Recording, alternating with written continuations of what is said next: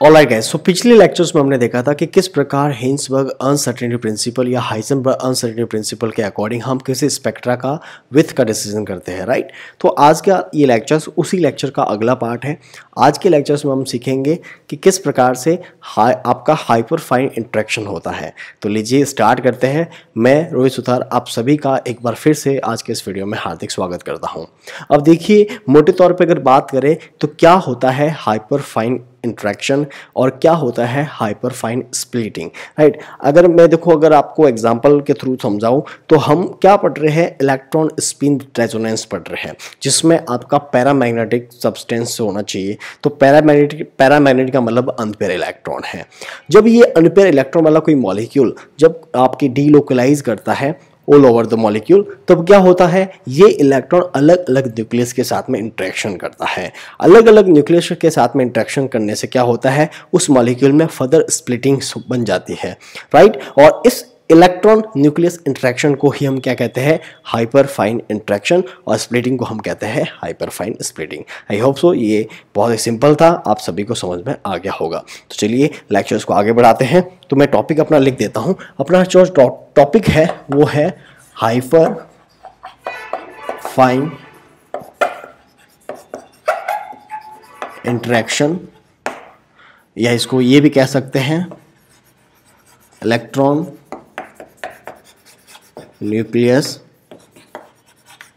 Interaction. इसका ही part है splitting वाला, ठीक है। अब चलिए स्टार्ट करते हैं। स्टार्ट में एक एग्जांपल के थ्रू आपको समझाता हूं कि देखो, अपने पास में एक मान लो इलेक्ट्रॉन है, ठीक है। अब ये इलेक्ट्रॉन है तो इसके पास में, मैंने आपको कल वाले लेक्चर में समझाया था, इसके पास में दो एनर्जी लेवल्स होंगे और दोनों की एनर्जी सेम होगी, और उस सेम एनर्जी वाले को हम बोलते थे, उन लेवल्स को बोलते थे डीजनरेट लेवल्स, राइट। तो वो मैं यहाँ पे ड्रॉ करता हूँ, देखो जरा। तो ये उसके हैं डीजनरेट लेवल्स हैं, ठीक है। इसकी जो स्पिन होगी वो क्या है, +½ एंड -½ राइट। अब यहाँ पे मैग्नेटिक फील्ड जो था वो क्या था, 0 था। तो यहाँ पे किसी प्रकार का कोई इंट्रैक्शन नहीं हो रहा था, यहाँ कोई स्प्लिटिंग नहीं हो रही थी। लेकिन जैसे ही हम मैग्नेटिक फील्ड इसको देंगे, तो क्या हो जाएगा, फर्दर ये स्प्लिट कर लेगा। तो क्या होगा, फर्दर ये स्प्लिट कर लेगा, और स्प्लिट करके यहाँ पे दो अलग अलग एनर्जी लेवल्स आपको यहाँ पे देखने को मिल रहे थे। और यहाँ पे जो एनर्जी लेवल्स थे, और ये क्यों हो रहा है, क्योंकि यहाँ पे मैग्नेटिक फील्ड जो है इसके ऊपर अप्लाई कर दिया है। अभी अपने पास में जो एक्सटर्नल मैग्नेटिक फील्ड है वो 0 के बराबर नहीं है, इसलिए दो अलग स्प्लिट हो गई। ये हमने पिछले लेक्चर्स में पढ़ लिया था। इसकी अगर एनर्जी के बारे में बात करूं तो एनर्जी का जो फॉर्मूला अपने पास में था, E = वो क्या था कि जो ये स्पिन हो रहा है वो, राइट, लैंडे फैक्टर्स वो, और आपका क्या था, बोर मैग्नेट्रॉन, और आपका एक्सटर्नल मैग्नेटिक फील्ड। इसके थ्रू हम इसकी एनर्जी का डिसीजन करते थे, राइट। और यहाँ पे एक और चीज आज आप न्यू पढ़ेंगे, सिलेक्शन रूल। तो देखो, सिलेक्शन रूल जब आपका ओनली इलेक्ट्रॉन स्पिन हो रहा है तब ध्यान रखना, तब इसका सिलेक्शन रूल जो है मैं लिख देता हूं। तब इसका सिलेक्शन रूल जो है वो ये कहता है कि अगर डेल्टा ms इलेक्ट्रॉन स्पिन +-1 है तो वो आपका ट्रांजिशन अलाउ होगा, अदरवाइज नहीं होगा।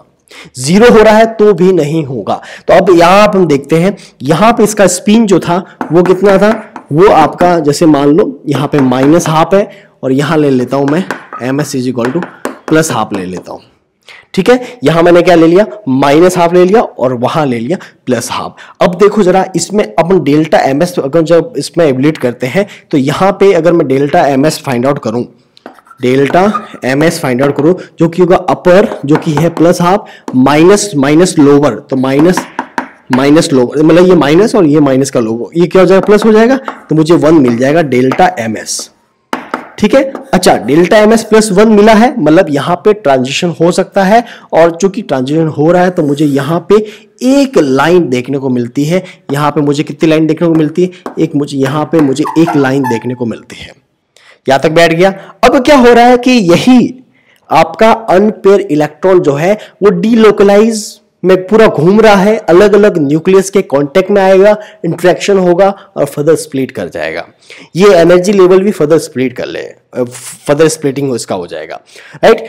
अब देखो जरा, तो ये स्प्लिटिंग दो किस तरह से हो रहा है वापस मैं बता रहा हूं। जैसे मान लो अपने पास में जो न्यूक्लियस है, मान लो यहां मैं लिखता हूं अपने पास में जो न्यूक्लियस है उसका जो है मान लो स्पिन है, उसका मान लो स्पिन आप ले लो हाफ ले लो, ठीक है। उसका स्पिन मैं अलग अलग स्पिन करके बताऊंगा, अभी फिलहाल के लिए मान लो उसका स्पिन क्या है, हाफ है, ठीक है। तो हाफ स्पिन है। तो अब देखो ये इसके लिए ये जो न्यूक्लियस है इस एनर्जी लेवल को जो स्प्लिट करेगा तो कितने लेवल में वो करेगा, वो उसका स्पिन आपका डिसाइड करेगा। तो इसके अकॉर्डिंग मैं अगर बात करूं हाफ है तो 2s+1 या 2i+1 के अकॉर्डिंग कितने लेवल्स हो जाएंगे, आपके 2 लेवल्स हो जाएंगे, ठीक है। 2 लेवल्स हो जाएंगे। तो इस तरह से ये जो है वो भी स्प्लिट करेगा 2 लेवल्स में, कुछ इस तरह से। ये लो, ये 2 लेवल्स में, ठीक है। इसको मैं यहां लिख देता हूं, इसको बाद में लिख देंगे, फिलहाल आप देख लो। यहां लिख देता हूं इसको, आपका जो न्यूक्लियस है जिसका I बराबर कितना है, हाफ है, उसकी वजह से ये स्प्लिटिंग हुई है, राइट। और ये भी आपके 2 अलग अलग लेवल्स में स्प्लिट हो जाएगा, कुछ इस तरह से। आई होप सो इतना आपको समझ में आ गया होगा। अब यहां पर ध्यान रखना, एक सेकेंड। अब यहां पर आपके पास में 2 स्पिन आ गए, एक तो इलेक्ट्रॉन की वजह से स्पिन है और एक आपके न्यूक्लियस की वजह से स्पिन है, राइट। अब यहां पे आपको तो सबको पता है, यहां पे इलेक्ट्रॉन की वजह से स्पिन कितना है, -12। यहां पे इलेक्ट्रॉन की वजह से -12, यहां पे इलेक्ट्रॉन की वजह से +12 और यहां पे इलेक्ट्रॉन की वजह से +12, ये है। बट बात ये आती है कि अब न्यूक्लियस की वजह से जो स्पिन होगा, ये जो हाफ मैंने यहां पे लिखा है, ये भी आपका +12 एंड -12 होगा, राइट। जो Mi है, इसको मैं Mi भी बोल सकते हैं, इसको जो Mi है वो भी आपका क्या होगा, +12 एंड -12 होगा, ठीक है। अब यहां पे क्या आएगा, +12 आएगा या -12 आएगा। अब देखो ये चूंकि एनर्जी लेवल्स है, राइट। तो एनर्जी लेवल्स ये डाउन वाला है, मतलब कम एनर्जी वाला जो होगा वो यहां पे आएगा। तो इसके लिए देखो, इसके लिए एनर्जी का फॉर्मूला अपने पास में था msg⁵b, सॉरी, इसके लिए था एनर्जी का फॉर्मूला msg⁵b। इसके लिए एनर्जी का फॉर्मूला क्या होता है वो आप देखिए, मैं इसको यहां लिख देता हूं। इसके लिए जो एनर्जी होती है, जब आपके इलेक्ट्रॉन का स्पिन भी हो रहा हो और न्यूक्लियस का स्पिन भी हो रहा हो, तब आपकी जो एनर्जी होती है E = वो उसका फॉर्मूला होता है msg, ठीक है, मतलब इलेक्ट्रॉन की वजह से β माइनस MiG, ठीक है, इसको I लिख देता हूं, और βB, ठीक है, प्लस ये जो है इसको बोलते हैं हाइपर फाइन स्प्लिटिंग कांस्टेंट, ठीक है। ये जो A है ना वो बेसिक ये है, मैं आगे और इसके बारे में बात करूंगा अच्छे से। ये एक्चुअली A है, actually hyper fine splitting constant, A ms mi, ये फॉर्मूला होता है, ध्यान रखना, ये फॉर्मूला होता है जब आपके इलेक्ट्रॉन स्पिन और न्यूक्लियस स्पिन दोनों एक साथ में होते हो। तो इस फॉर्मूले के अकॉर्डिंग मैं अगर यहां देखूं तो ms -12 है, मतलब यहां पे ये पूरा पोर्शन जो है वो क्या हो जाएगा, आपका वो हो जाएगा नेगेटिव, ठीक है। इसके लिए, इस एनर्जी लेवल के लिए यहां पे Mi जो है वो यहां पे ऑलरेडी क्या है, नेगेटिव। तो अगर मुझे ये एनर्जी बहुत लो शो करनी है, कम शो करनी है, तो ये मुझे पॉजिटिव रखना पड़ेगा, राइट। तो Mi यहां पे हो जाएगा पॉजिटिव, ठीक है, तो ताकि ये रहे आपके ऑल ओवर नेगेटिव। और यहां पे देखो ये क्या है, आपका प्लस है, और ms है वो क्या आ जाएगा यहाँ पे नेगेटिव। इस हिसाब से यहां पे आपका आना चाहिए Mi = क्या आना चाहिए, प्लस का हाफ आना चाहिए। बोलो बैठ गया माइंड में ये आई होप सो समझ में आपका आ गया होगा, ठीक है। और यहां पे क्या होगा बताओ, ms आपका क्या है, नेगेटिव। अब थोड़ी सी एनर्जी इससे थोड़ी आपकी एक्स्ट्रा होनी चाहिए, मतलब ये सेम तो अपन नहीं डाल सकते, तो यहां पे आपका Mi क्या हो जाएगा, Mi हो जाएगा -12 कंप्लीट यहां पे, राइट। यहां पे देखो ms क्या है, प्लस है, मतलब ये प्लस है तो ये पूरा हो गया प्लस हो गया। और ये क्या होना चाहिए, अगर एनर्जी कम शो करनी है तो ये आपका प्लस ही होना चाहिए, ये प्लस है, ये प्लस है, और ये प्लस, तो ये पूरा जो अगर प्लस प्लस हो गया तो आपका एनर्जी क्या हो जाएगी, एक्स्ट्रा हो जाएगी। इसलिए एम आई को ओपन करेंगे माइनस, ताकि ये वाला पोर्शन माइनस हो जाए, तो इसलिए यहां पे लिखेंगे M I is equal to negative, sorry minus half, और यहां पे आपका आ जाएगा M I is equal to positive. ठीक है, तो ये बेसिक चीज थी जो मैंने आपको एक्सप्लेन कर दी कि एम एस माइनस हाफ है, एम आई प्लस हाफ है। इसकी वजह से ये एनर्जी बहुत ही कम आएगी इन चारों के कंपेयर में, इसलिए ये सबसे लोअर एनर्जी का आपका लेवल है। ठीक है, इस तरह से हो गया। अब बात करते हैं कि इनमें से सिलेक्शन रूल क्या होगा। जब इसमें selection rule delta M S बराबर प्लस माइनस हाफ था, इसमें सिलेक्शन रूल जो है वो ये कुछ ऐसा होगा। सिलेक्शन रूल देखो जरा, सिलेक्शन रूल देखो जरा, कभी कभार सीधा क्वेश्चन आ जाता है सिलेक्शन रूल से कि भाई डेल्टा एम एस है वो तो होना चाहिए आपका प्लस माइनस 1, जो कि यहां पे भी था, लेकिन इसके साथ में आपका डेल्टा एम आई जो है वो आपका होना चाहिए 0, 0 होना चाहिए। अगर delta M S is equal to plus minus half 1 है और delta M I is equal to 0 है, तो वो ट्रांजिशन सारे अलाउ होंगे, अदर सारे ट्रांजिशन अलाउ नहीं होंगे, वो सारे फॉरबिडन होंगे। तो अब देखो जरा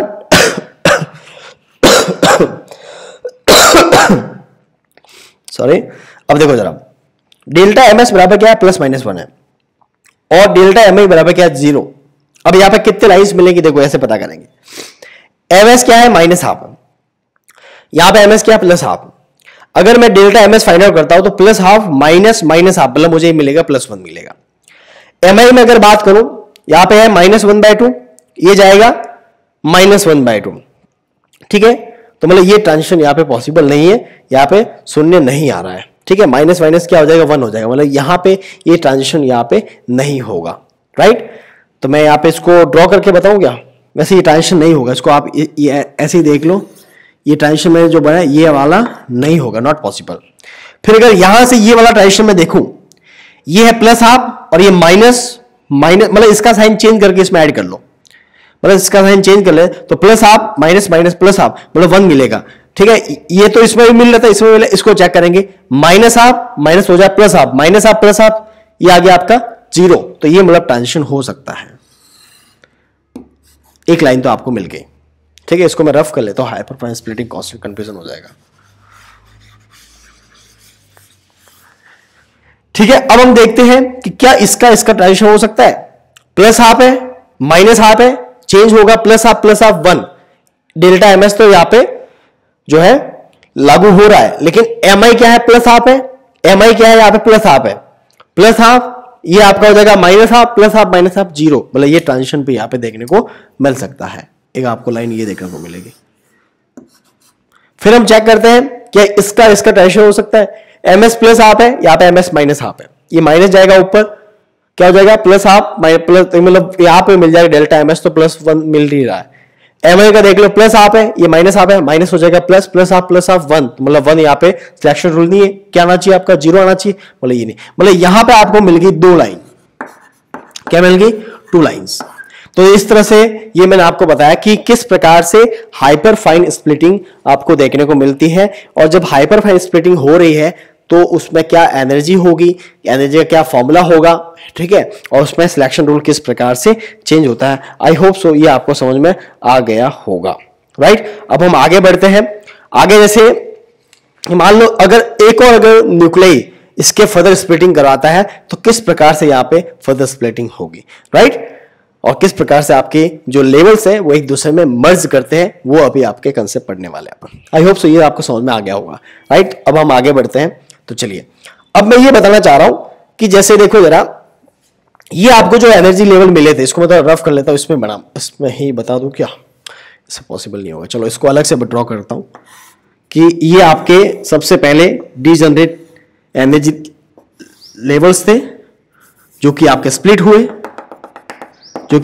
हुए, 2 अलग अलग एनर्जी लेवल्स में, और ये फर्दर स्प्लिट हुए।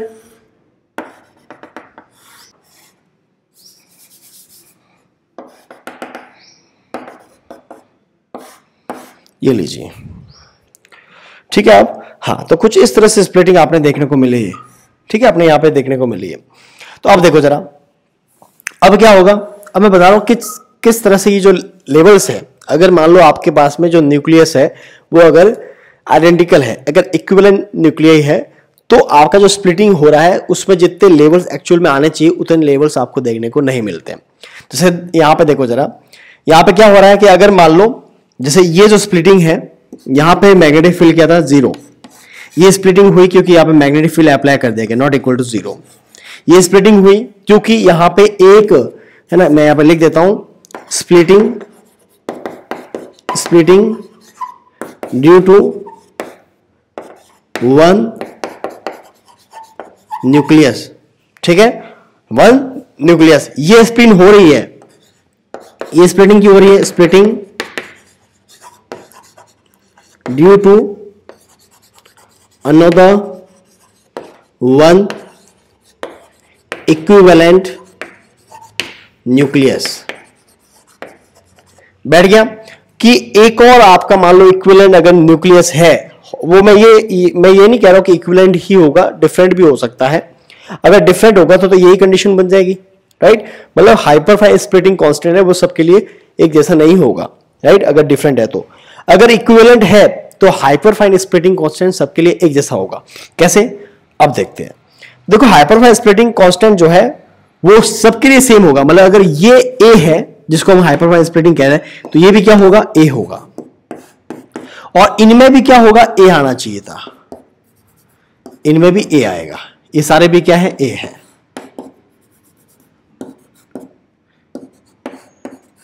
ए है, ए है। तो अब देखो इसके अकॉर्डिंग अगर मैं देखूं तो ये जो है, और अगर मैं यहां से सेंटर से एक लाइन ड्रॉ करता हूं,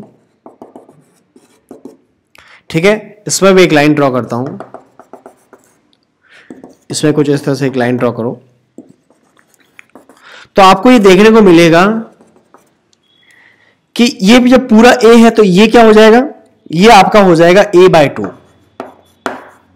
ठीक है। ये क्या हो जाएगा, ये यहां से यहां तक, राइट, ये यहां से यहां तक, ये क्या हो जाएगा, ये आपका हो जाएगा a/2। ये भी यहां से यहां तक ही है, ये यहां से यहां तक क्या हो जाएगा, a/2।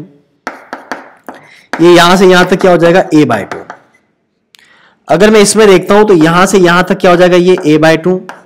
सिमिलर ये भी क्या हो जाएगा, a/2, राइट। इस तरह से मैंने यहां पे ये कुछ हाइपरफाइन स्प्लिटिंग कांस्टेंट को तोड़ दिया। अब ये देखो जरा, ये कितना है, a/2, ये भी कितना है, a/2, ये पूरा इतना a/2, ये इतना a/2। और एक्चुअल में ये पूरा कितना होना चाहिए, a होना चाहिए था। तो अगर मैं इसको ऐड करूंगा तो a/2 a होगा, ये मुझे एक्स्ट्रा मिलेगा यहाँ पे।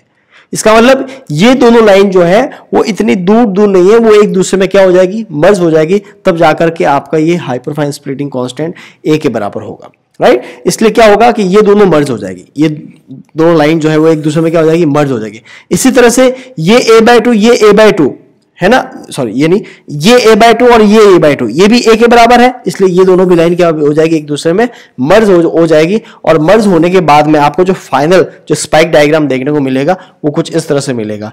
एक एनर्जी लेवल देखो जरा, यहाँ पे कुछ इस तरह से हो जाएगा, एक ये लाइन आ गई, ठीक है, उसके बाद ये मर्ज हुई वाली लाइन, फिर उसके बाद में एक ये लाइन, ठीक है। इसका जो अगर डायग्राम बनाऊं मैं तो वो कुछ इस तरह से हो जाएगा,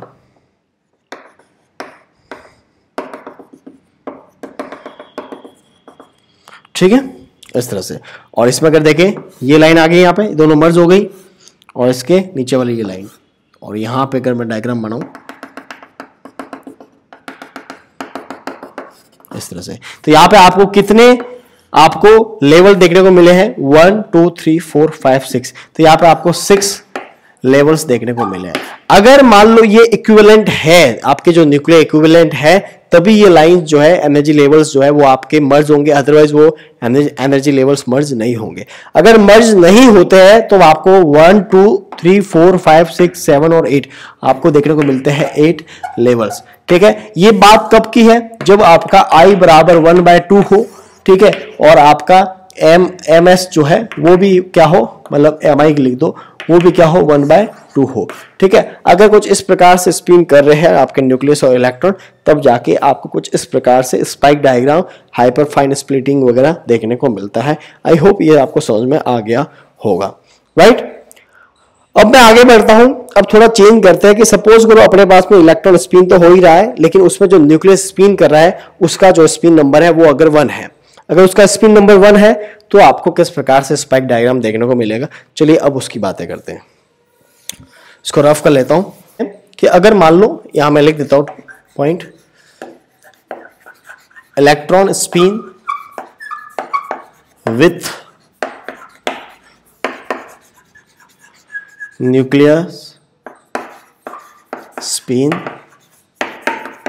I इज इक्वल टू 1। अगर मान लो I इज इक्वल टू 1 है तो किस प्रकार से आपका स्पिन होगा। ठीक है, देखो जरा वापस वही चीजें करते हैं। ये बना दिया मैंने डीजनरेट लेवल्स।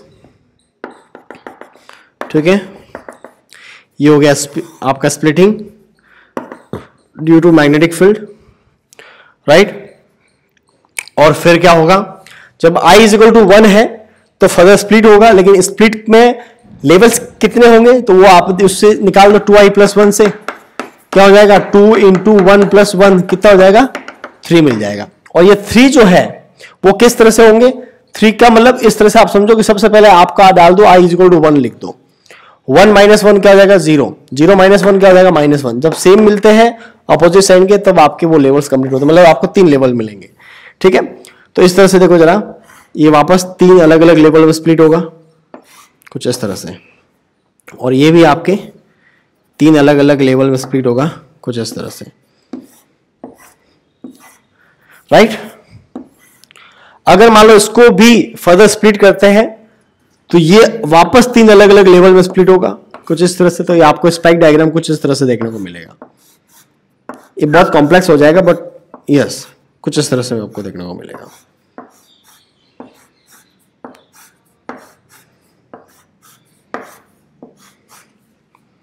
ये लीजिए, ठीक है, यहां पे आपका ms इज इक्वल टू +½ यहां पे आपका था ms इज इक्वल टू -½ यहां पे आपका जो mi है वो यहाँ पे क्या है +1, ये mi है 0, ये आपका mi है -1। इसी तरह से यहाँ पे mi +1, यहाँ पे mi 0 और यहाँ पे mi क्या है -1। ठीक है, आई होप सो आपको मैं जो बोल रहा हूँ वो आपको समझ में आपको आ गया होगा। ऑलराइट, अच्छा यहाँ पे ध्यान रखना, ये +1 डाल दो इसमें, है ना, यहाँ ले देना -1, ताकि वो एनर्जी मैंने अभी बताया था ना आपको कौन सा यहाँ पे जो mi का वैल्यू आना चाहिए ताकि उसकी एनर्जी पर्टिकुलर क्या हो, कम हो। ठीक है, तो यहाँ पे आपका होगा +1 0 -1 -0 इस तरह से हो जाएगा, राइट। अब इसमें मैं आपको बताता हूं कि किस प्रकार से हाइपरफाइन स्प्लिटिंग कांस्टेंट जो है वो लाइन मर्ज होती है। देखिए जरा, अब इसमें अगर मान लो इक्विवेलेंट न्यूक्लियस है तो ये क्या होगा, ये A होगा, ये भी क्या होगा आपका A होगा। ठीक है, अब मैं उसको थोड़ा बड़े लेवल करके बताता हूं, मतलब थोड़ा सा बड़ा करके बताता हूं ताकि आपको प्रॉपर्ली समझ में आ जाएगा। ये अलग अलग 3 में स्प्लिट हुआ है।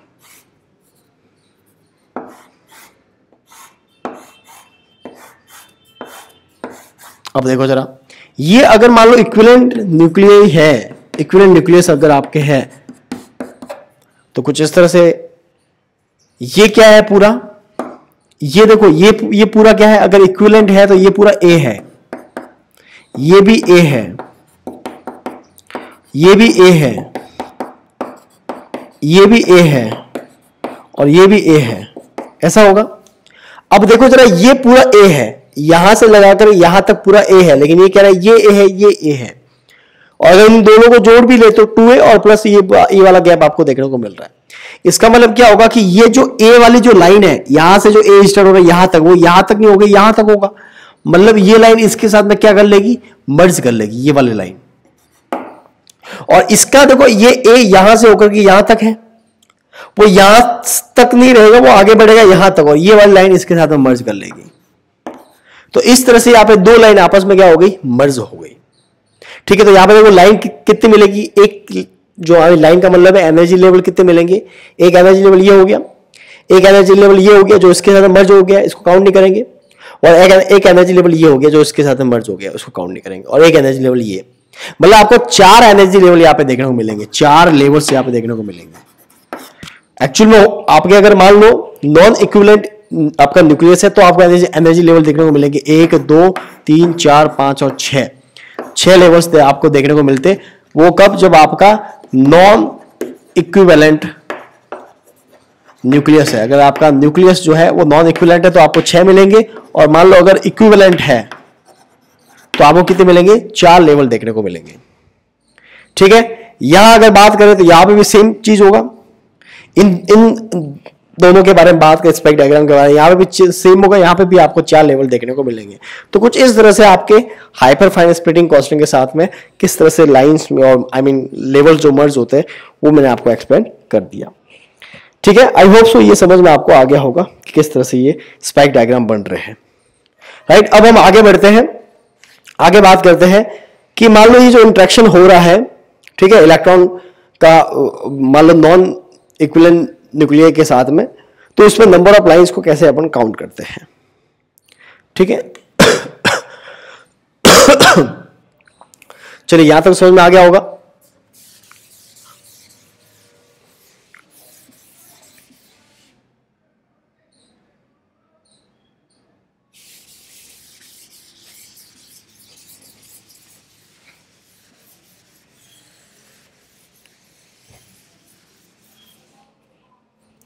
चलिए, अगर मान लो आपका नंबर ऑफ लाइंस के बारे में मैं बात करता हूं,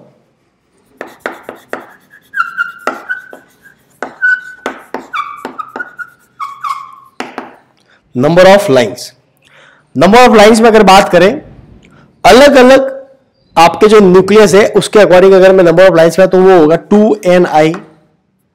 2n1i1 प्लस 1, 2n2i2 प्लस 1। इस तरह से जितने अलग अलग आपके न्यूक्लियाई है, जितने अलग अलग न्यूक्लियस है, उसके अकॉर्डिंग ये नंबर ऑफ लाइंस हो जाएंगे। अगर इक्विवेलेंट आपके है तो उसमें आपका मान लो ये आपका कब था नंबर ऑफ लाइन? जब आपके नॉन इक्विवेलेंट है ना, नॉन इक्विवेलेंट न्यूक्लियस। अगर मान लो इक्विवेलेंट है न्यूक्लियस है तो उसके लिए आपके नंबर ऑफ लाइन जो है वो आपके हो जाएगी 2ni प्लस 1, ये हो जाएगी। राइट, तो कुछ 2 फॉर्मूले थे कि नंबर ऑफ लाइन कैसे फाइंड आउट करते हैं। 2ni प्लस 1 अगर आपका इक्विवेलेंट है, और 2n1i1 प्लस 1, 2n2i2 प्लस 1 अगर आपके नॉन इक्विवेलेंट आपका न्यूक्लियस है तो। ठीक है, अब हम देखते हैं कि जो ये आपको लाइंस मिल रही है, जो आपको ये ट्रांजिशन देखने को मिल रहे हैं, उनकी इंटेंसिटी कैसे हम डिसाइड करते हैं। ठीक है, तो चलिए अब हम पढ़ते हैं इंटेंसिटी।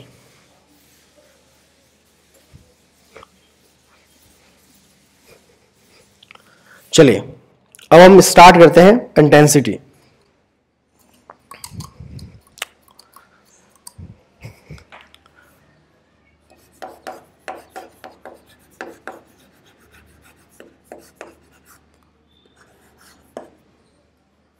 इंटेंसिटी ऑफ लाइंस है ना,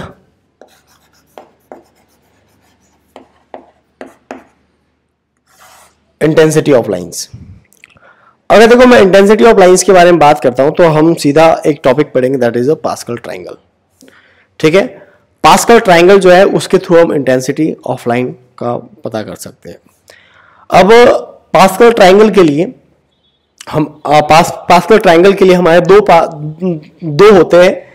एक तो मान लो अगर जिसका स्पिन जो है वो अगर हाफ के बराबर है, अगर स्पिन हाफ के बराबर है तो वो आपका होगा पास्कल ट्रायंगल। अगर स्पिन है वो हाफ से बड़ा है, मतलब 1/2 से बड़ा है, तो वो आपका हो जाएगा नॉन पास्कल ट्रायंगल। ठीक है, तो पास्कल ट्रायंगल इंटेंसिटी मतलब 2 तरह के होंगे। एक तो आपका हो गया पास्कल ट्रायंगल इंटेंसिटी रेशियो, जिसमें आई जो है वो आपका किसके बराबर होगा? हाफ के बराबर होगा। और एक आपका हो जाएगा non pascal triangle intensity ratio, जिसमें आपका हाफ जो है जो स्पिन है अगर वो आपका 1/2 से क्या हो, बड़ा हो। दो तरह के होते हैं, ठीक है। तो हम स्टार्ट करते हैं पहले कि पास्कल ट्रायंगल जो है वो उसमें किस तरह से हमको इंटेंसिटी आपको देखने को मिलेगी। तो वो पास्कल ट्रायंगल के बारे में बात जिसका आई बराबर क्या हो, 1/2 है। तो इसके लिए नंबर ऑफ लाइंस कितनी हो जाएगी, नंबर ऑफ लाइंस हो जाएगी 2ni + 1, ठीक है। तो 2 मल्टीप्लाई n ऐसे कैसे रहने दो, i की जगह लगा दो 1/2 + 1, कितना आ गया, 2 से 2 कैंसिल हो गया, n + 1 आ गया, ठीक है।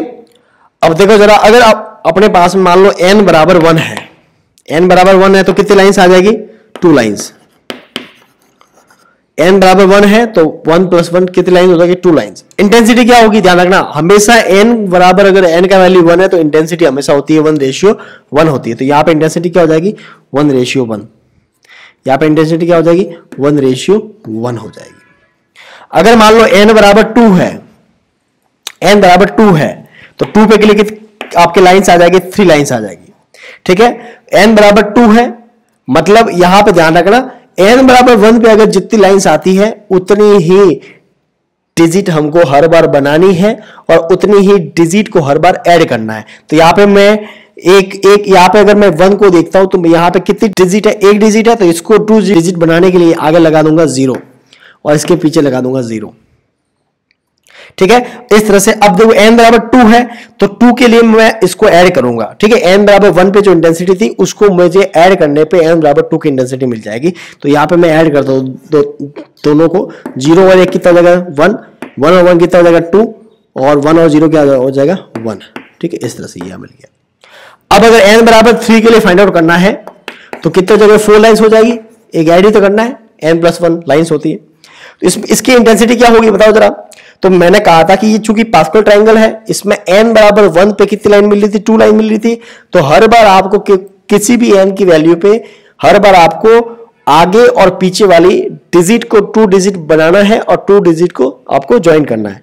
तो यहां पे लगा दो 0 आगे, 0 पीछे, ऐड करो 0 1 1 1 2 3 2 1 3 1 0 1, इस तरह से। वापस अगर मैं बात करूं n बराबर 4 के लिए इंटेंसिटी क्या होगी, तो आपके आ जाएगी n बराबर 4 के लिए 5 लाइन आ जाएगी और इंटेंसिटी क्या हो जाएगी, ऐड कर दो 0 0 आगे 0 पीछे, 0 1 1 1 3 4 3 3 6 3 1 4 1 0 1, इस तरह से। और अगर आप देखना चाहो देख सकते हो, 1 आ जाएगा, 1 4 5 6 5 11 6 4 10, अरे 11 का 1 10, ठीक है, सही करो मैं, 1 1 4 5 फिर 4 6 10 6 4 10 4 1 5 और फिर 1, ये इंटेंसिटी रह जाएगी, रेशियो लगा देना बीच में, ठीक है। ये कब होगी, जब आपका n बराबर 5 होगा तब आपको 6 लाइन मिलेगी, 1 2 3 4 5 एंड 6 लाइन। इस तरह से आपका अगर पास्कल ट्रायंगल है तो वहां पर इंटेंसिटी कुछ इस तरह से देखने को मिलेगी। अगर मान लो आपका नॉन पास्कल ट्रायंगल है जिसमें i का वैल्यू 1/2 से बड़ा है, 1/2 से बड़ा, मान लो अपने पास में i का वैल्यू अपन लेते हैं 3/2 i का वैल्यू क्या ले लिया अपन ने, 3/2 ले लिया, ठीक है। या ऐसे मैं आपको सिंपल समझाता हूं, मान लो i का वैल्यू 1 ले लिया, इससे समझो i का वैल्यू क्या ले लिया अपन ने, 1 ले लिया, जो कि 1/2 से बड़ा है। तो इसके लिए नंबर ऑफ लाइंस क्या हो जाएगी, नंबर ऑफ लाइंस क्या हो जाएगी, नंबर ऑफ लाइंस हो जाएगी 2ni + 1, क्या हो जाएगी 2ni + 1, 2ni + 1, 2n ऐसे रहने दो, i का वैल्यू कितना है 1 + 1, ठीक है, राइट। और अगर मान लो n बराबर 1 है, n बराबर 1 है तो क्या हो जाएगा 2 × 1 × 1 + 1 बराबर कितनी आ गई, 3 लाइंस आ गई। कितनी लाइंस आ गई, 3 लाइंस आ गई। इसका मतलब आप ये समझो कि n बराबर 1 वाले के लिए अगर आपको अलग अलग n की वैल्यू पे इंटेंसिटी फाइंड आउट करनी है तो हर एक इंटेंसिटी के आगे आपके मतलब आगे 2 0 ऐड करने होंगे। 3 लाइंस का मतलब है वहां पे टोटल 3 डिजिट होनी चाहिए, एज ए ट्रिक वाइज बता रहा हूं, 3 डिजिट होनी चाहिए जिसमें एक तो आपकी डिजिट एज ए इंटेंसिटी होगी और 2 लगा देना आगे और पीछे 0 ताकि 3 हो जाए, जैसा आपने यहां किया था। या n बराबर कितना आया था, यहाँ पे n बराबर कितना आया था, हर बार जैसे n बराबर 1 अगर पुट करते कितना आता है, 2 आता है, तो 2 आता है। एक तो ऑलरेडी आपकी इंटेंसिटी डिजिट मौजूद थी, एक मैंने लगा दिया 0। तो यहां पे देखते हैं, देखो जरा, तो n बराबर 1 पे आगे 3 लाइन, मतलब n बराबर 1 है, ठीक है, n बराबर 1 है तो 2ni के 3 लाइंस आ गई। आगे इंटेंसिटी तो हर बार क्या होगा 1:1:1 ही होगा, लेकिन n बराबर 2 के लिए, n बराबर 2 के लिए देखो n बराबर 2 होगा तो 2 मल्टीप्लाई 2 आपका कितना हो जाएगा 4 प्लस 1 कितना 5 लाइन्स आ जाएगी। अब 5 लाइन्स कैसे आएगी देखो मैं बताता हूं, इसके आगे लगा दो 2 जीरो, 2 जीरो क्यों लगा रहे हैं, क्योंकि यहां पे n बराबर 1 पे i बराबर 1 के लिए 3 लाइन्स आ रही है, इसलिए 3 लाइन्स आ रही है, मतलब सब मिल करके आपके टोटल डिजिट 3 होनी चाहिए, और अगर जीरो की बात करें तो एक कम, मतलब 3 में से एक कम, 2 जीरो आगे और 2 जीरो पीछे, जितनी लाइन्स है उनको ऐड करते हैं। चलो इनको ऐड करो, एक, अब एक को छोड़ो आगे के एक को पकड़ो 2, एक को छोड़ो आगे के एक को पकड़ो 3, एक को छोड़ो आगे के एक को पकड़ो, कितने हो गया 2, एक को छोड़ो आगे के एक को पकड़ो 1, ये देखो 5 हो गए, 5 हो गए इंटेंसिटी 1 2 3 4 5, इस तरह से 5 लाइन आपको मिल गई। इसी तरह से अगर मान लो n बराबर 3 के बारे में बात करते हैं तो 3 2 6 7, कितनी लाइन आ जाएगी 7 लाइन आ जाएगी। कैसे पता करेंगे, 2 जीरो आगे और 2 जीरो पीछे, ये जीरो कितने लगाने हैं, क्या ऐड करना है, वो आपको n बराबर 1 और i बराबर 1 से पता चलता है। तो यहां पे वापस वही चीज है, 3 को ऐड करो 1, यहां पे एक जीरो को छोड़ो 1 0 1 2, कितना आ गया 3, इसको भी छोड़ो 0 1 2 3 5 6, एक को छोड़ो 2 3, ये वाला कितना हो गया 7, ठीक है, 2 को छोड़ो 2 3, कितना हो गया 6, 3 को छोड़ो 0 ले लो 3, और इस बार वापस एक को ले लो, कितना हो गया देखो 1 2 3 4 5 6 और 7, ये आपके आगे 7 लाइन्स आ गई, राइट। तो ऐसे हम करके इंटेंसिटी फाइंड आउट कर सकते हैं किसी भी नॉन पास्कल ट्रायंगल के थ्रू, राइट। तो ये मैंने आपको बता दिया किस तरह से आपको इंटेंसिटी फाइंड करते हैं। अब हम देखते हैं कि ESR स्पेक्ट्रा जो है for the organic free radical के लिए, कि मान लो कोई फ्री रेडिकल है तो उसके लिए किस तरह से आपका ESR स्पेक्ट्रा देखने को मिलता है। आई होप सो ये पूरा समझ में आपको आ गया होगा, राइट। आगे बढ़ते हैं। जैसे मान लो आपके पास में एक मैं फ्री रेडिकल लेता हूं CH3, ये मैंने एक एग्जांपल ले रहा हूं मैं, CH3 फ्री रेडिकल ले लिया। अब बताओ CH3 फ्री रेडिकल में नंबर ऑफ लाइंस कितनी होगी, CH3 में नंबर ऑफ लाइंस कितनी होगी। अब देखो जरा, इसमें अगर मैं देखूं तो ये इसका स्ट्रक्चर कुछ इस तरह से है, ये C, ये फ्री रेडिकल, यहां पे हाइड्रोजन, यहां पे हाइड्रोजन और यहां पे हाइड्रोजन, ठीक है। और आप देखोगे कि तीनों जो है वो कैसे हैं, वो आपके इक्विवेलेंट न्यूक्लियस है, ठीक है, इक्विवेलेंट न्यूक्लियस है। और ये ESR एक्टिव भी है, ESR एक्टिव भी है। लेकिन अब मुझे आप बताओ क्या ये carbon free radical ESR active है, तो आप कहोगे नहीं सर, ये आपका ESR इनएक्टिव है, ये ESR इनएक्टिव है। ध्यान रखना, ये पूरा मॉलिक्यूल तो एक्टिव है बट ये पर्टिकुलर कार्बन जो है वो ESR इनएक्टिव है, राइट। अब मैं आगे बढ़ते, जैसे ये आपका ये 12 कार्बन वाला इनएक्टिव होता है, 13 कार्बन वाला जो है उसको आप एक्टिव, उसकी एक्टिविटी शो करता है, मतलब ESR एक्टिव होता है बट उसका इंटेंसिटी बहुत कम होता है, इसलिए उसका अपन उसको भी उसकी क्या मानते हैं, शून्य मानते हैं, ठीक है। ये 12 कार्बन वाला बात कर रहा हूं मैं, ठीक है। तो अब यहां पे नंबर ऑफ लाइंस क्या हो जाएगी, नंबर ऑफ लाइंस क्या हो जाएगी 2Ni+1, 2 मल्टीप्लाई इसके लिए ओनली हाइड्रोजन के लिए, n कितना है 3 हाइड्रोजन है, एक हाइड्रोजन के लिए I का वैल्यू क्या होता है, I ऑफ हाइड्रोजन कितना होता है 1/2, तो 1/2 + 1, 2 से 2 कैंसिल हो गया, कितनी लाइन आ गई 4 लाइंस। तो ध्यान रखना, जो आपका मिथाइल रेडिकल है उसके लिए आपकी कितनी लाइंस आती है 4 लाइंस आती है। इसी तरह से मान लो कोई आपका इथाइल रेडिकल कोई है, जैसे मान लो इस तरह से CH3 CH2, ये रेडिकल है। अब बताओ इसके लिए क्या आएगी, इसके लिए नंबर ऑफ लाइंस कितनी आएगी, इसके लिए नंबर ऑफ लाइंस कितनी आएगी। तो इसमें अपन क्या करेंगे, इसको ओपन करके अगर लिखें,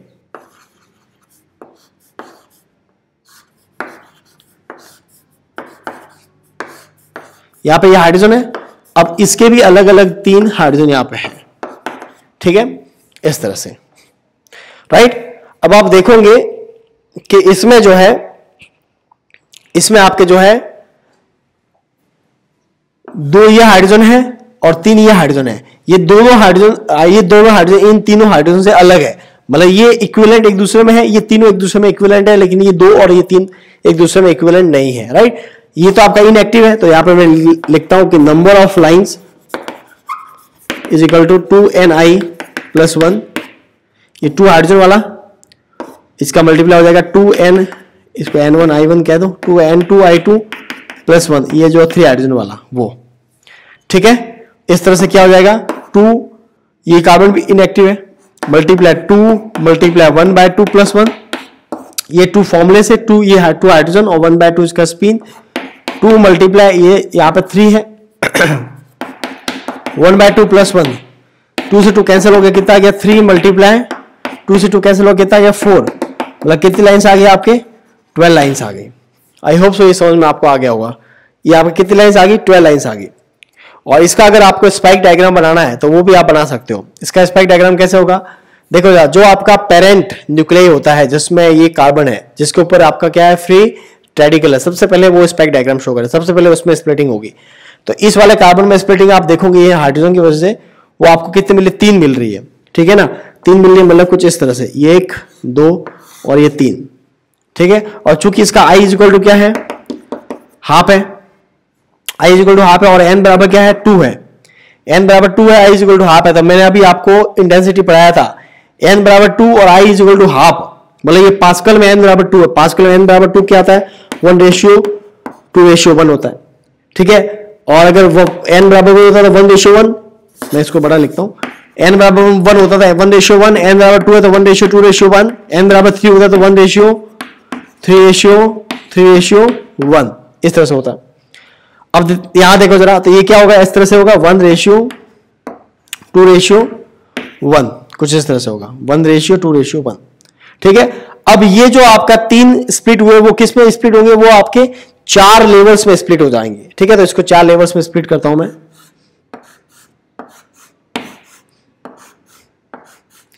कुछ इस तरह से स्प्लिट हो गए। और ये स्प्लिटिंग इसकी वजह से हुई है। इसका अगर मैं रेशियो देखता हूं तो वो आपका आ जाएगा ये, क्योंकि ये भी इसके लिए भी क्या है I इक्वल टू 1/2 है, पास्कल में n कौन सा 3 है, पास्कल में n 3 पे आता है 1:3:3:2, तो ये लिखते हो 1:3:3:1, यहाँ पे 1:3:3:1, यहाँ पे 1:3:3:1। तो ओवरऑल इंटेंसिटी के बारे में बात करें, कुछ नहीं करा, इसका मल्टीप्लाई इन सबसे करके नीचे लिख दो इंटेंसिटी, तो 1 से मल्टीप्लाई करें वही आएगा 1:3:1:1:1:1:1:3:1, ये टोटल इंटेंसिटी आ गई, जो कि इसमें लाइंस कितनी है 12 लाइंस है। आई होप सो इसमें समझ में आपको ये समझ में आपको आ गया होगा। इसमें बात करें, इसमें तो वही था 4 लाइंस थी ना, 4 लाइंस आपको मिल रही थी। इस तरह से आपके जो 3 हाफ के जो तीनों है ना, n बराबर कितना हो गया 3 हो गया, n बराबर 3 हो गया, और I कितना है 1/2 है, मतलब पास्कल में n बराबर 3 है, पास्कल में n बराबर 3 है, मतलब इस तरह से ये देखो, और क्या आ जाएगा 1:3:3:1, इसका तो यही हो जाएगा स्पाइक डायग्राम, इसका कुछ इस तरह से आपको देखने को मिल जाएगा, राइट। तो ये कुछ चीजें थी, इंटेंसिटी कैसे निकालते हैं, अगर आपको मॉलिक्यूल वगैरह दिया हुआ है, ठीक है। इसी तरह से आप NH2 का भी फाइंड आउट कर सकते हो कि NH2 का जो है किस तरह से होता है। देखो मैं बताता हूँ साथ साथ में, अगर आपके पास मान लो मॉलिक्यूल है NH2 फ्री रेडिकल, ठीक है। तो अब देखो जरा, अब मुझे ये बताओ, इसमें जो नाइट्रोजन है, नाइट्रोजन फ्री रेडिकल है, क्या वो ESR एक्टिव है या नहीं है, क्या वो ESR एक्टिव है या नहीं है, बताओ। वो ऑब्वियसली ESR एक्टिव ही होगा, क्योंकि नाइट्रोजन जो है उसके लिए I का वैल्यू कितना होता है, उसके लिए I का वैल्यू होता है 1, राइट। और जो आपका हाइड्रोजन है उसके लिए I का वैल्यू क्या आता है 1/2। अब देखो इसमें थोड़ा इंटरेस्टिंग क्या रहेगा चीज, वो मैं बताता हूं। तो इसके लिए नंबर ऑफ लाइंस जो है वो क्या हो जाएगी 2ni+1 for nitrogen, 2ni+1 for hydrogen. तो देखो जरा n ये नाइट्रोजन 1 है, नाइट्रोजन के लिए I का वैल्यू होता है 1, और हाइड्रोजन कितने 2 है, वैल्यू होता है 1/2+1, ठीक है।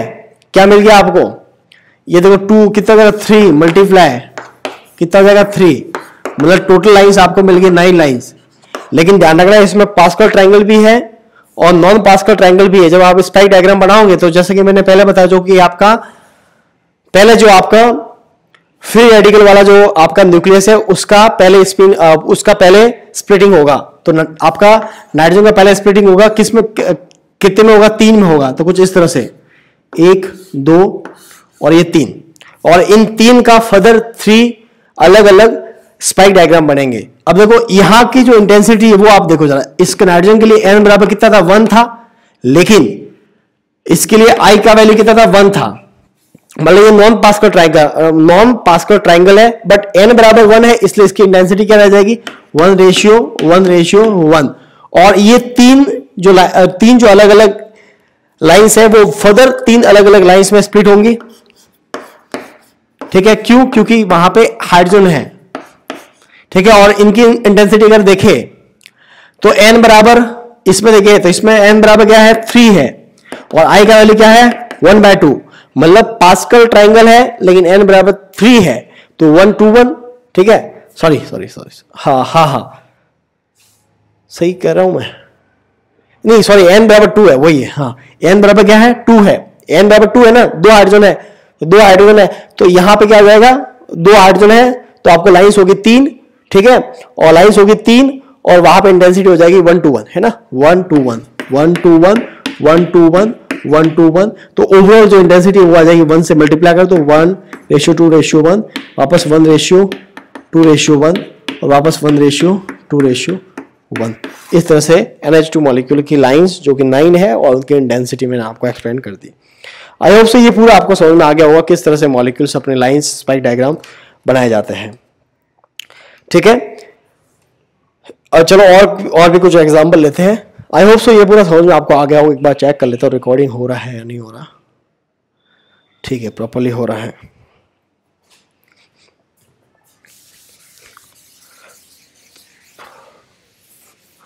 ऑलराइट, तो एक और एग्जांपल लेते हैं। मान लो आपको जैसे बेंजीन फ्री रेडिकल दे दिया, एनाइन फ्री रेडिकल या cation free radical, C6H5 A9 free radical. ठीक है, इसमें कितनी नंबर ऑफ लाइंस होगी देखो जरा। तो इसका अगर मैं बनाता हूँ डायग्राम कुछ इस तरह से होगा। ये मान लो बेंजीन रिंग, ठीक है, ये हो सकता है cation free radical, A9 free radical. ठीक है, अब इसमें क्या होगा, हर जगह क्या हाइड्रोजन है, क्या ये सारे हाइड्रोजन आइडेंटिकल है? अगर ये सारे हाइड्रोजन आइडेंटिकल है तो सबके थ्रू आपको मतलब एक तरह का इक्विवेलेंट न्यूक्लियर के अकॉर्डिंग आपको नंबर ऑफ लाइंस का फॉर्मूला यूज करना पड़ेगा। और ऑब्वियसली ये सारे न्यूक्लियर कैसे है, आइडेंटिकल है, तो इसका फॉर्मूला क्या हो जाएगा, 2Ni+1। तो क्या हो जाएगा, 2 × 6 × ½ + 1। ठीक है, तो कितने आ जाएगी, 7 लाइंस आ जाएगी। और अब हाइड्रोजन के केस में तो आप ये देखना, जिनकी स्पिन नंबर ½ होता है ना, उसमें खाली क्या करो, एक ऐड कर लो, जितने नंबर ऑफ न्यूक्लियस है। यहाँ पे 6 थे हाइड्रोजन, तो इसमें एक ऐड कर दो, 7th लाइंस आपको देखने को मिल जाएगी। एक और एग्जांपल लेते हैं। अब की बार ये समझो आप, जैसे मान लो मैंने कोई मॉलिक्यूल लिया कुछ इस तरह से, क्यूनॉन ले लिया, लो, ठीक है। अब मुझे बताओ कि इसमें जो हाइड्रोजन है वो सारे आइडेंटिकल है या नहीं है। तो इसमें आप जब देखते हो तो इसमें वर्टिकल और हॉरिजॉन्टल दोनों में आपको सिमेट्री देखने को मिलेगी। ये वर्टिकल भी सिमेट्री देखने को मिल रही है और हॉरिजॉन्टल भी सिमेट्री देखने को मिल रही है। मतलब चारों के चारों हाइड्रोजन कैसे है, आइडेंटिकल है। जब आइडेंटिकल है तो कितनी लाइंस आ जाएगी, 5 लाइंस आ जाएगी, बात खत्म। क्योंकि यहाँ पे ऑक्सीजन जो है वो तो आपका क्या होगा, इनएक्टिव होगा, उसका स्पिन क्या होगा, 0 होगा।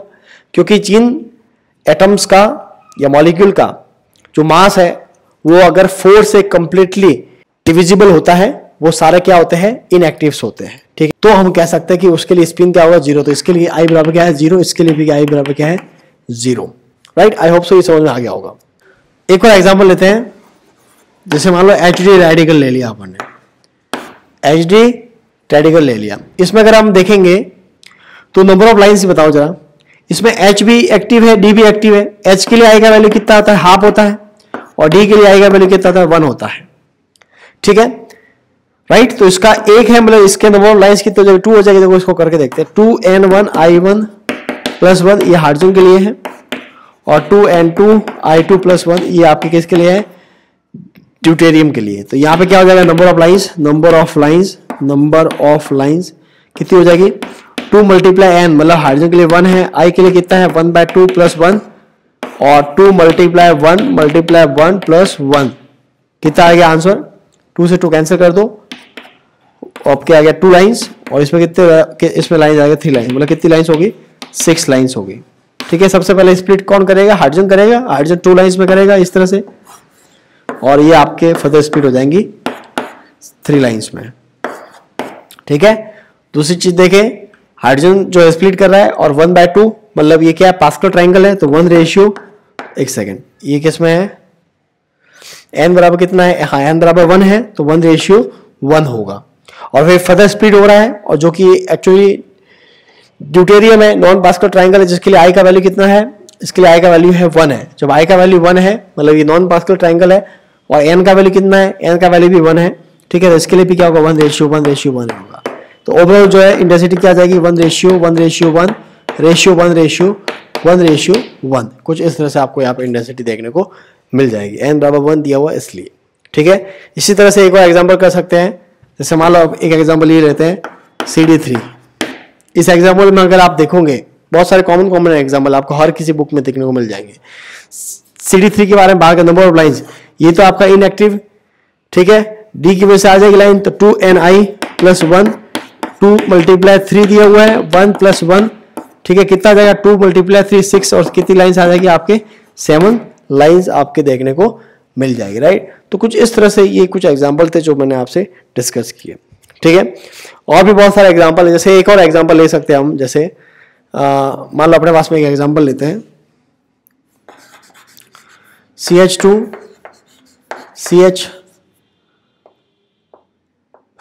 रेडिकल, ये मान लो एग्जांपल ले लिया। अब मुझे बताओ कि इसमें नंबर ऑफ लाइंस कैसे एवलेट करेंगे। देखो, इसमें अगर देखा जाता है, यू देखे तो ये 2 हाइड्रोजन अलग है, ये हाइड्रोजन अलग है, ये हाइड्रोजन अलग है, लेकिन ऐसा नहीं है। इसमें ये दोनों हाइड्रोजन और ये दोनों हाइड्रोजन आइडेंटिकल है, ये हाइड्रोजन थोड़ा अलग है।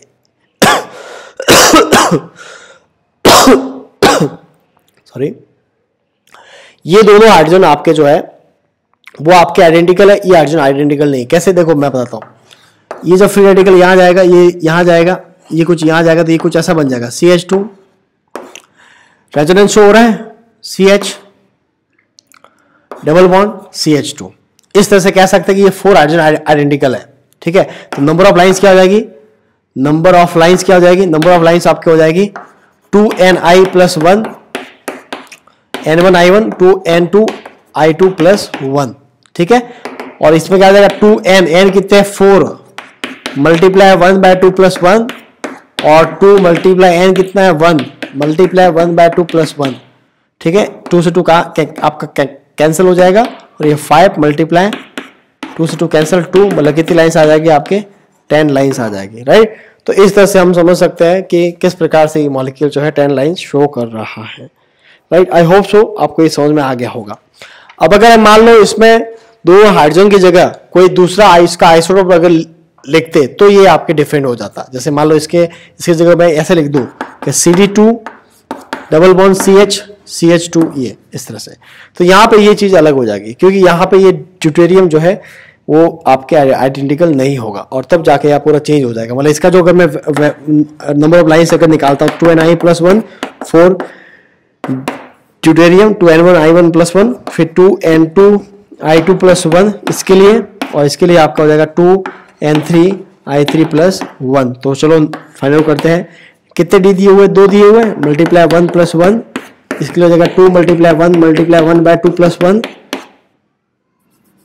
ठीक है, और इसके लिए हो जाएगा 2 × n2 है +1। ठीक है, यहाँ से कितना, 2 2 4, 4 + 1 5, यहाँ से मिलकर 5 लाइन्स, ये यहाँ से मिलकर मुझे 2 लाइन्स।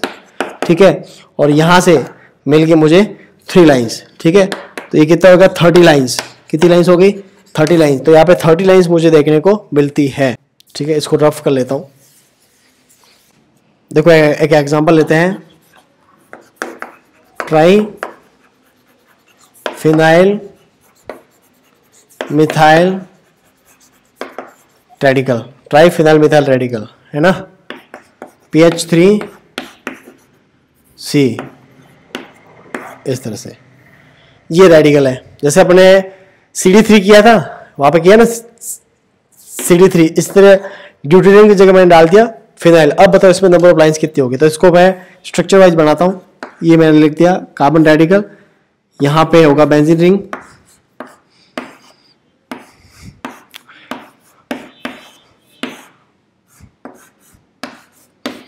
इस तरह से। अब देखो जरा, आपको ये नहीं मानना है कि इन पूरे बेंजीन रिंग में जो हाइड्रोजन है वो सारे आइडेंटिकल है, 6 सारे आइडेंटिकल, ऐसे नहीं मानना है। आपको एक एक का पर्टिकुलर हाइड्रोजन देखना है। जैसे ये हाइड्रोजन इसका आइडेंटिकल होगा, इसका आइडेंटिकल होगा। अब ये हाइड्रोजन और ये हाइड्रोजन दोनों आइडेंटिकल है, तो 4 तो ये हो गए। और ये हाइड्रोजन और ये हाइड्रोजन आइडेंटिकल है, इस हाइड्रोजन और इस हाइड्रोजन के, इस हाइड्रोजन और इस हाइड्रोजन के। और ये हाइड्रोजन वाला जो है वो इसका आइडेंटिकल होगा। इसको थोड़ा बोल्ड शो करते हैं ऐसे करके।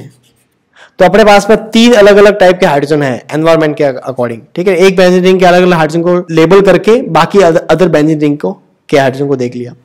तो इसमें देखो 2N1I1 + 1, 2N2I2 + 1, 2N3I3 + 1। 2N1 कितना है, 1 2 3 4 5 6 है ना, कितने 1 2 3 4 5 6 है ना, मल्टीप्लाई 6 मल्टीप्लाई 1/2 + 1। इसमें देखो 1 2 3 4 5 6, ये भी कितने 6 है, 2 मल्टीप्लाई 6 मल्टीप्लाई 1/2 + 1। और ये कितने हैं 1 2 और 3, 2 मल्टीप्लाई 3 मल्टीप्लाई 1/2 + 1, कितना हो जाएगा 7। ये कितना हो जाएगा 7, ये कितना हो जाएगा 4, 49 मल्टीप्लाई 4 कितना आ जाएगा 6 3, और ये 16 और 3 कितना हो जाएगा 19, 196 लाइंस। ये क्वेश्चन बहुत इंपॉर्टेंट है, कभी कभार पूछ भी लेते हैं, ठीक है ना। ऐसे क्वेश्चन कभी कभार कंफ्यूज कर लेते हैं अपन को एग्जाम प्रेशर में अगर बात करें तो इसमें आपके आ जाएगी 196 लाइंस आपको यहाँ पे देखने को मिलेगी ट्राइफिनाइल मिथाइल रेडिकल में, ठीक है। इसी तरह से अगर मैं आपको एक और एग्जांपल के बारे में बात करूं, जैसे मान लो अपने एक और एग्जांपल लेते हैं, इसको मैं रफ कर लेता हूं।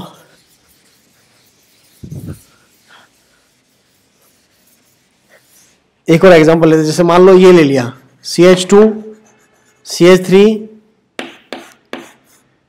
बेंजीन रिंग, और मान लो यहां पे फ्री रेडिकल है, ठीक है, इस तरह से। अब बताओ इसमें क्या होंगे, नंबर ऑफ लाइंस कितनी होगी। सबसे पहले अपन देखते हैं कि आपके हाइड्रोजन कितने अलग अलग है, ठीक है। ये मॉलिक्यूल तो पूरा एक तरह का कोई ग्रुप है जो बेंजीन रिंग से जॉइंट है। अब यहाँ पे मैं देखता हूं तो ये इसका आइडेंटिकल है, ये इसका आइडेंटिकल है, ये पूरा अलग पड़ गया, ये पूरा अलग पड़ गया। अगर मैं ये देखूं तो यहां मुझे सेम देखने को नहीं मिल रहा है, क्योंकि ऊपर जो है पूरा अलग सा ग्रुप है, ठीक है, और नीचे वो ग्रुप नहीं है, नीचे कोई मतलब नीचे लगा हुआ आपका हाइड्रोजन, तो ये दोनों सेम नहीं है। मतलब कह सकता हूं कि ये H, मान लो इसको A मान लो, तो ये भी HA है, ये HB है तो ये भी HB है, ये HC है, और ये मान लो HD है, और एक H जो है ये वो E है। अब नंबर ऑफ लाइंस निकालो, मैं ऐसे ही आपको एक्सप्लेन कर देता हूँ। 2 हाइड्रोजन की आ जाएगी 3 लाइंस, इन 2 की आ जाएगी 3 लाइन, एक की आ जाएगी 2 लाइन, 3 की आ जाएगी 4 लाइंस, और एक की आ जाएगी 2 लाइंस। कितने हो गया 9 18, ठीक है, 18 मल्टीप्लाई 8 64, ठीक है, 8 और 6 क्या आ जाएगा 144 लाइंस। इसकी आपकी लाइंस कितनी आ जाएगी 144 लाइंस आपके आ जाएगी, राइट।